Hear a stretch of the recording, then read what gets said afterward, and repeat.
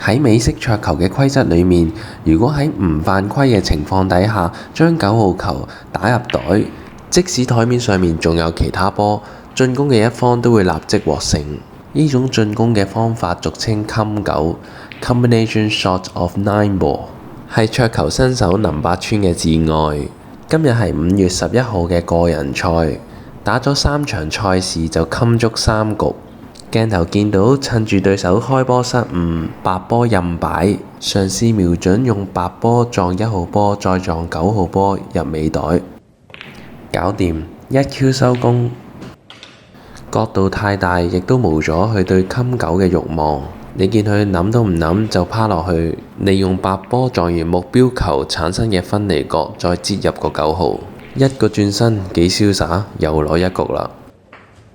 一見個9號波同埋個袋口有條罅位，眼神又係充滿住對冚9嘅執着。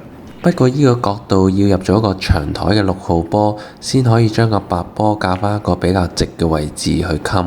冇問題啊，白波校咗個手擺位，應該利用7號波撞9號波入尾袋。